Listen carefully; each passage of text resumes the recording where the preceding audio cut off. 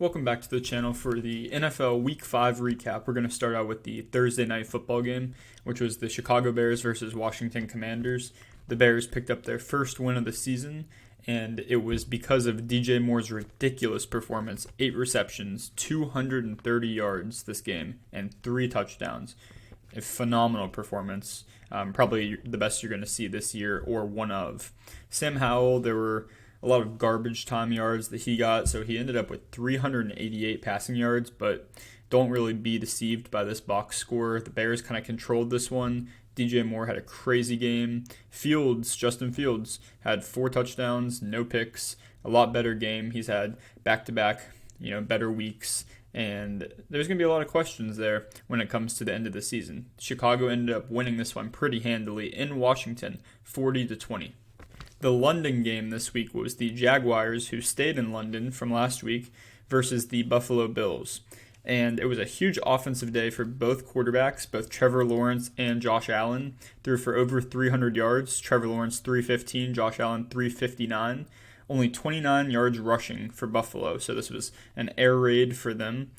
Jacksonville had 196 yards rushing on the contrary. Travis, actually, Trevor's his little brother. Travis had 26 carries, 136 yards, 2 touchdowns. Calvin Ridley, the wide receiver for the Jags, had 7 receptions, 122 yards. Stephon Diggs on the Bills, 8 receptions, 121 yards, and a touchdown. Gabe Davis also, another game with a touchdown. I believe that's 4 in a row. 6 catches, 100 yards, 1 touchdown. Trevor Lawrence had 3 fumbles, only lost 2, and luckily the Jags won this one 25-20 over the Bills. One of the most predictable games was the Ravens and the Steelers. All of these AFC North matchups always end up going the same. It's some defensive battle. Steelers-Ravens, huge rivalry, really messy first half. Steelers had no offense whatsoever, typical Matt Canada performance. Baltimore failed a 4th down right before halftime, got no points, ended up being 10-0 at half. Pittsburgh blocked a punt for a safety, which was huge, made it a 10-5 game, really weird-looking score. Lamar had a huge pick at the end of the game in the red zone to Joey Porter Jr., and there were a lot of quotes that he said to Odell that went around, but huge pick for the rookie. It was his first pick in an NFL regular season game. Pickett to Pickens on a go route was the audible. Pickett audibled, or I guess hot routed Pickens on a go, and he beat Marlon Humphrey badly, which if you know any Twitter troll stuff, Pickensburg was having a field day with that. It was hilarious. And then Alex Highsmith had a strip sack to effectively end the game that TJ Watt recovered. He always seems to recover those, which is really funny. Lamar ended up with 0 touchdowns and 1 pick. The Steelers have Lamar Jackson's number, and that's all I will comment on that. Next up, the Houston Texans took on the Atlanta Falcons, and Desmond Ridder had a really solid game that no one's talking about. 28 of 37, 329 yards and a touchdown. There were 3 Atlanta fumbles, only 2 lost, but still big fumbles. Tight ends for each team were the leading receivers, and CJ Stroud still looks awesome, throwing with anticipation, throwing balls into windows that no other quarterbacks will even attempt. And that's exactly what you want to see from your rookie quarterback, because those are elite traits that quarterbacks take time to develop, and some never develop. Actually, most probably never develop. But Atlanta got the best of this one, won this in a very close game.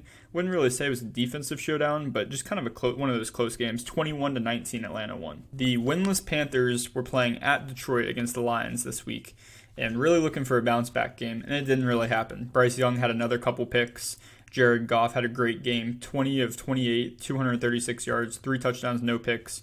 Miles Sanders was effectively benched for Chuba Hubbard, except later I found out that Miles Sanders has a shoulder injury going on, so that gives a little bit more context. He's just not been great, and they brought him in on a 4-year deal, so it hasn't been the most encouraging thing, but hopefully he can, get back to what he was in Philadelphia. Adam Thielen, huge day, again, 11 receptions, 107 yards, 1 touchdown, and another Detroit offensive masterclass as they put up 42 in this game to win 42-24. Panthers are 0-5.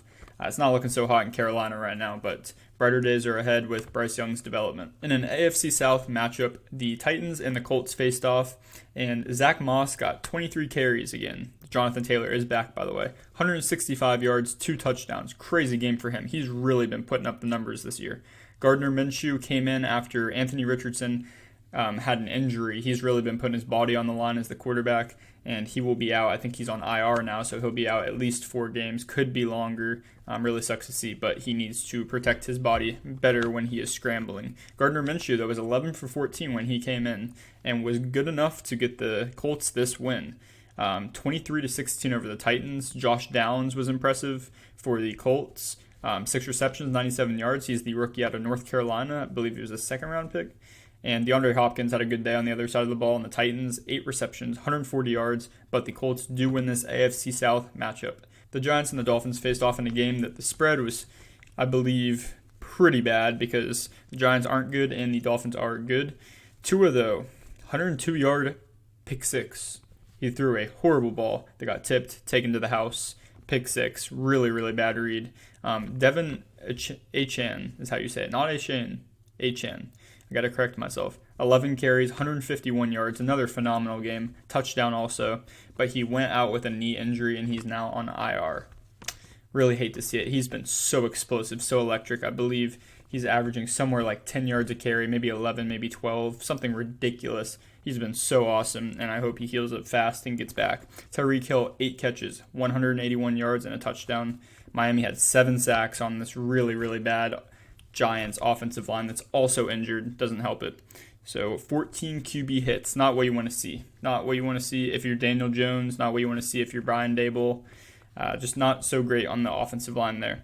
And Darren Waller, though, had a bounce back. He had 8 receptions, 86 yards.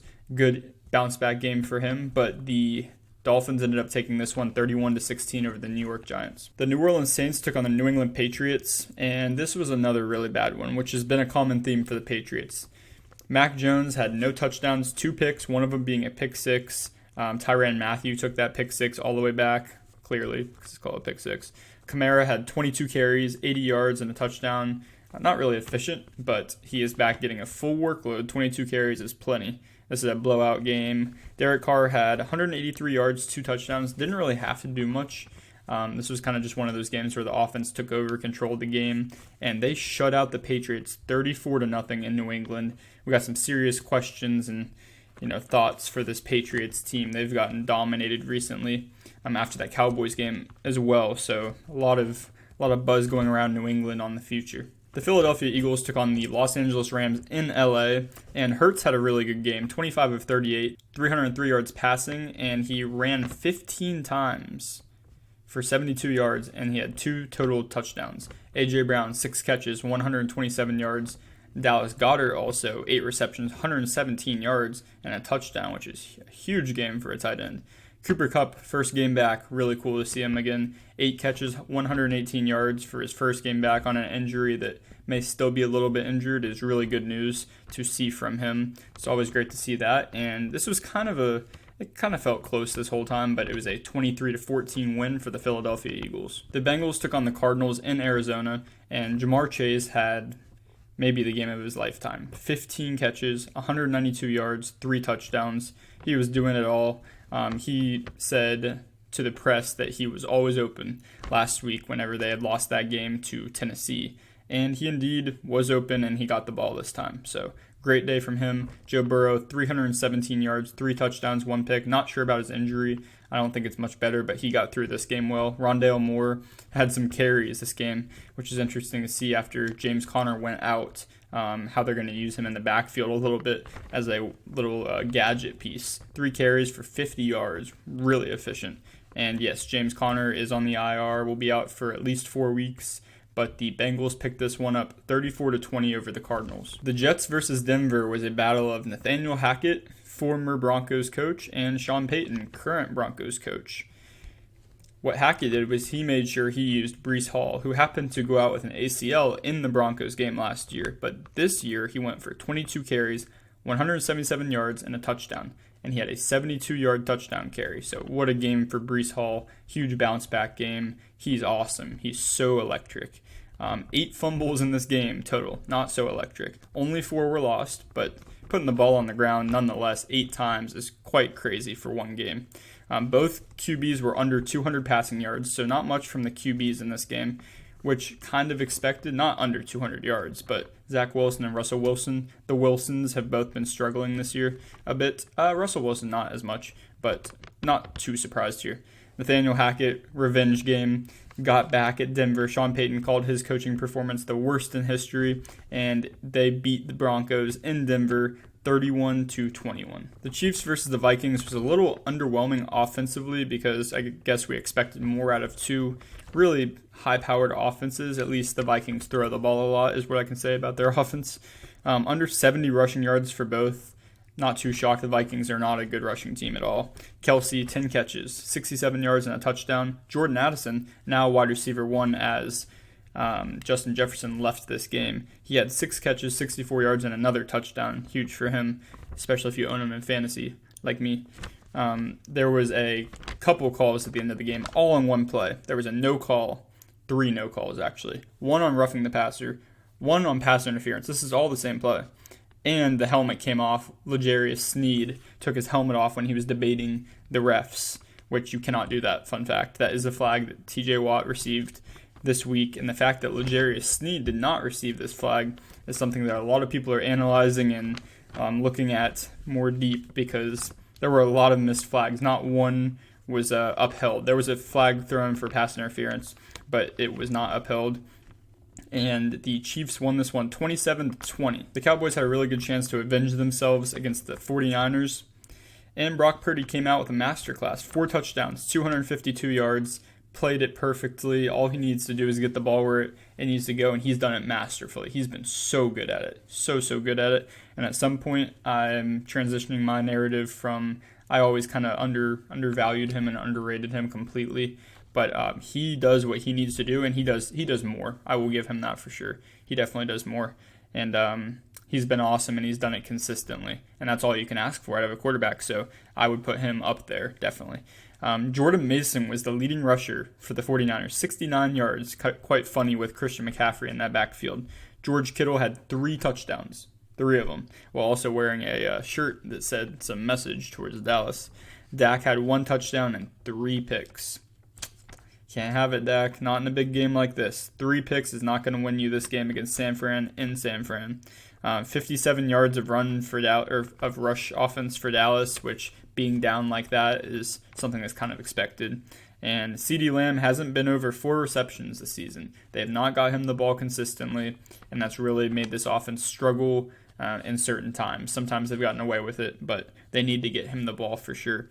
The 49ers routed the Cowboys 42-10. The Monday night game was the Packers versus the Raiders, and it was Devontae Adams on the Raiders going up against his old team, the Packers. Jordan Love, no touchdowns, 3 picks. Really rough.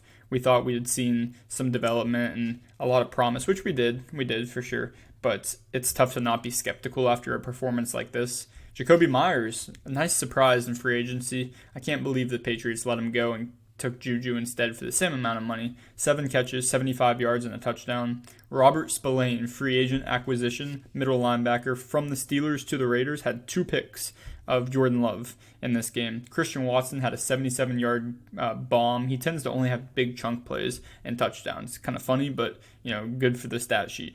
Jordan Love heaved it into the end zone at the end of the game. 3rd and 10 with 1 minute left, and ended up being his 3rd pick of the game, sealing it. He had some room to run. There were a lot of different options there. I don't know that just chucking it up into the end zone, you can nitpick it all day, but in live action, maybe that was what was seen as the best.